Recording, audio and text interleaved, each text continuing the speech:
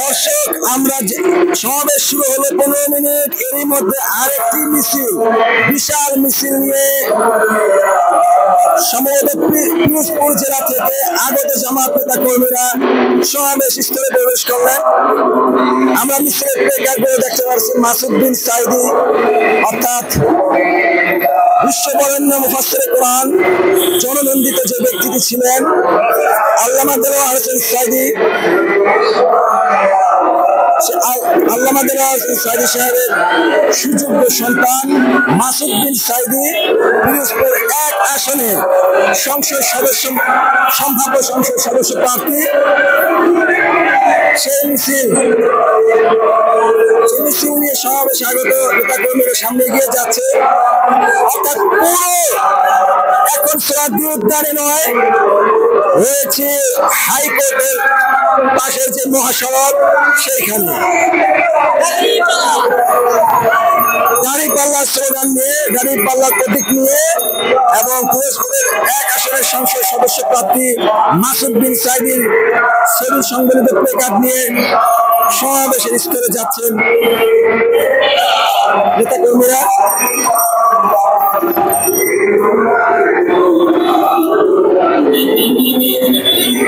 দর্শক, জামাত ইসলাম যে বরাবর বলেছিলেন এই সমাবেশের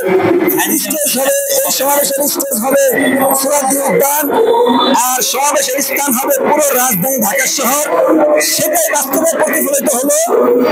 আমরা দেখতে পাচ্ছি সকালে সোহরাওয়ার্দী উদ্যান ভরে গিয়েছে। এখন সোহরাওয়ার্দী উদ্যানের আশেপাশে প্রায় 2 থেকে 3 কিলোমিটার রাস্তা জুড়ে জনসমাগমের উপস্থিতি।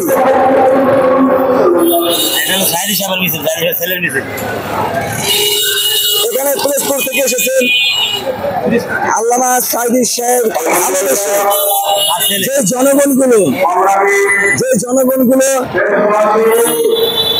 ভোট দিয়ে তাকে বারবার নির্বাচিত করেছিলেন, সেই জনগণ সাইদি সাহেবের সুযোগ্য সন্তানের ছবি নিয়ে, প্লেকার্ড নিয়ে তারা এসেছেন।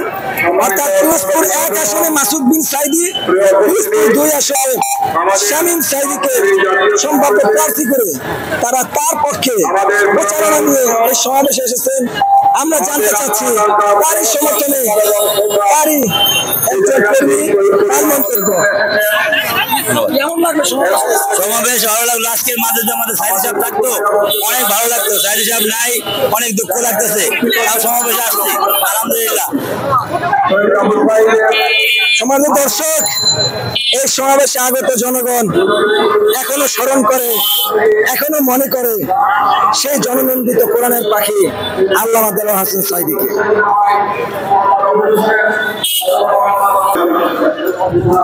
দর্শক, দেখতে পাচ্ছেন হাইকোর্ট অর্থাৎ জাতীয় ঈদগাহ ময়দান, রাস্তায় এবং সোহরাওয়ার্দী উদ্যানে জায়গা না পেয়ে মানুষজন ধীরে ধীরে এই হাইকোর্টের অর্থাৎ জাতীয় ঈদগাহ এই ময়দানে প্রবেশ করা শুরু করেছে।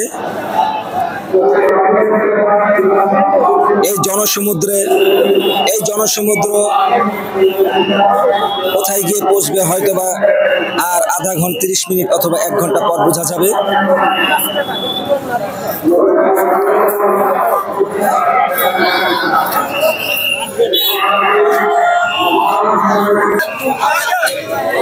আর জাতীয় ঈদগাহর সামনে যে কদম ফোয়ারা, সেই কদম ফোয়ারার অবস্থান।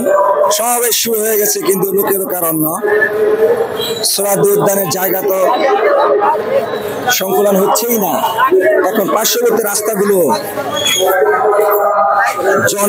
জনসমুদ্রে পরিণত হচ্ছে, লোকে লোকারণ্য। দলীয় প্রতীক হাতে নিয়ে জামাতের কর্মীরা সড়কে অবস্থান করছেন।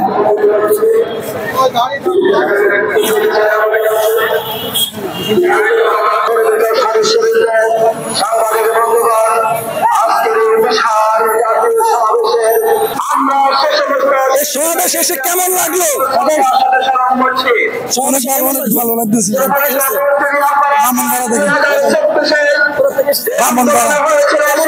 অনেক ভালো লাগতেছে। কি জন্য এসেছে? দাবির জন্য এসেছে।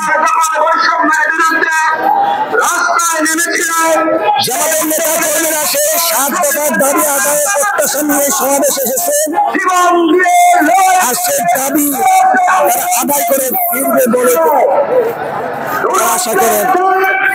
এই 7 দফা দাবি যে আদায় নিয়ে সমাবেশ, এই আদায় কি হবে কি মনে করেন? আশা করি হবে ইনশাল্লাহ হবে, আশাবাদী, অবশ্যই আশাবাদী আমরা। 7 দফা দাবি কি আদায় হবে? ইনশাল্লাহ। আমরা তো অন্যায় দাবি করি নাই, আমরা নৈতিক যৌক্তিক দাবি করেছি।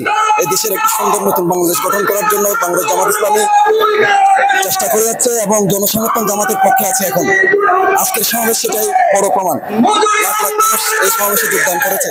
এটা শুধু জামাতের সমাবেশ না, সারা বাংলাদেশের সকল মানুষ কিন্তু এখানে অংশগ্রহণ করেছে। রাজনীতির পরিচয়, ধর্মের পরিচয় এখানে অংশগ্রহণ করে না। দর্শক, এই জনসমুদ্র থেকে 7 দফা দাবি আদায় প্রত্যাশা নিয়ে জামাত ইসলামের কর্মীরা ফিরে যাবে বলে তাদের প্রত্যয় ব্যক্ত করলেন। আর এই 7 দফা দাবি জামাত ইসলামের নয়, এই 7 দফা দাবি এদেশের সকল জনগণের দাবি বলে তারা মন্তব্য করলেন এবং তারা সেটাই মনে করে। দেখা যাক আজকের এই সমাবেশের পর বাংলাদেশের রাজনৈতিক প্রেক্ষাপটে নতুন কি ধরনের ঘটনার সূচনা হয়। ঠিক যখন ঘড়ির কাঁটা দুপুর 2টার সংকেত দিল, তখন এই জামাত ইসলামীর জাতীয় মহাসমাবেশের কার্যক্রম শুরু হলো। মাইকে কোরআন তেলাওয়াত ভেসে আসছে। আমরা দেখতে পাচ্ছি শ্রদ্ধেয় উদ্যানে জায়গা না হওয়ার কারণে মানুষজন পার্শ্ববর্তী রাস্তায় অর্থাৎ এখন জাতীয় ঈদগাহ হাইকোর্টের সামনে মানুষ রাস্তায় অবস্থান নিয়েছে।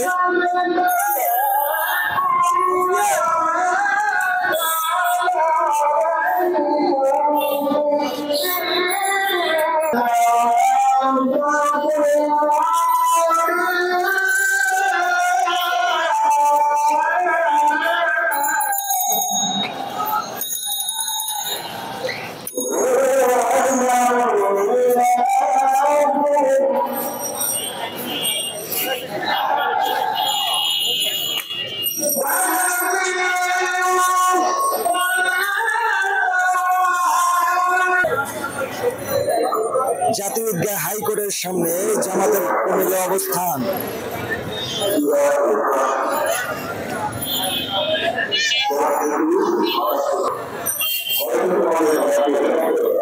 রাস্তার পাশে এভাবে জায়গা নিয়েছে জামাতের নেতা কর্মীরা।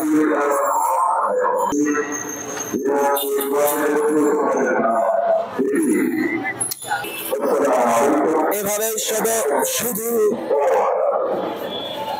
হাইকোর্টের সামনেই নয়,